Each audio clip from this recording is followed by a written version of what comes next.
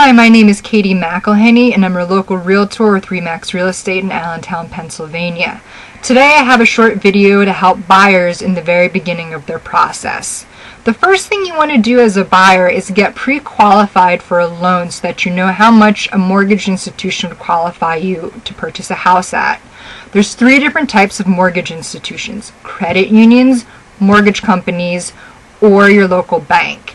Your local bank may be easy to deal with, so you might want to start there. It's the place where you have your local checking or savings account. Every bank has a mortgage department, and it's a great place to start. Maybe you're the most familiar with them. If they don't give you numbers that you like, you can move on to somebody like a credit union, if you're involved with a credit union, and they may have special perks or interest rates that would be good for you as a member. A third place that you can look is a mortgage company, and that's not a bank. It's more of a mortgage broker, and what they'll do is they'll find you the best rates out there, and it may end up sending your mortgage to a bank out in Kentucky and you live in New Jersey, and that's just your best rate, and they're the best ones to go with for you there.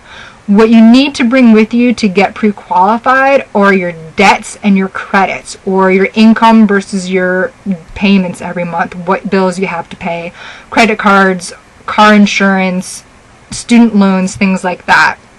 You can do your own math to kind of estimate how much you think you'll be pre-qualified for, but it's really important to have it done by a lending institution. If you run the numbers yourself, you might come up with the wrong number and be looking at houses in the wrong price point.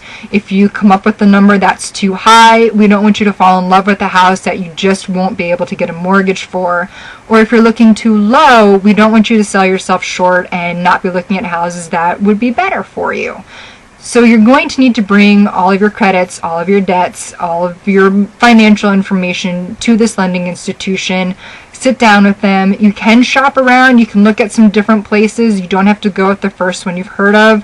The best way to find one isn't using the phone book. It's using word of mouth. Talk to friends or family, anyone that you know that's been using a certain bank or a corporation, and they'll be able to tell you how their experience was. There's good ones and there's bad ones, and you want to find someone that's had a good experience, and that's probably the best place to start. Once you've been pre-qualified, they'll give you a pre-qualification letter. That's a good number and a good place to start. What you want to do then is sit down and start thinking about your wants versus your needs. Your needs may be based on your family. Maybe you need a certain number of bedrooms, bathrooms in a certain school district, maybe certain square footage or acreage. What you want may be something like central air conditioning or a finished basement.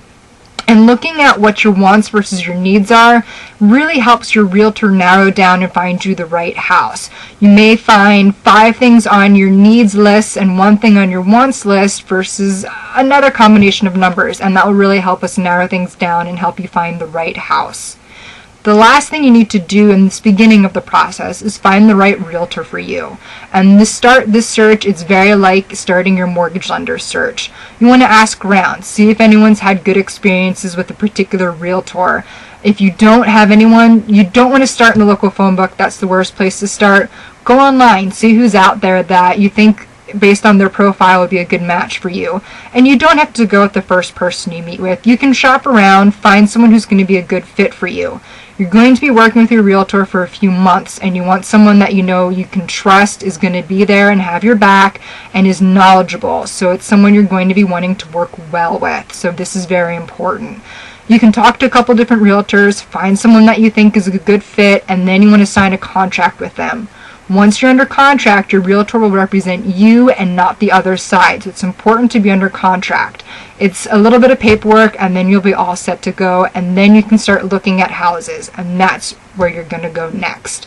That's all I have for today, but have a good one, and I'll be in touch next week with some more information for you. Have a great time.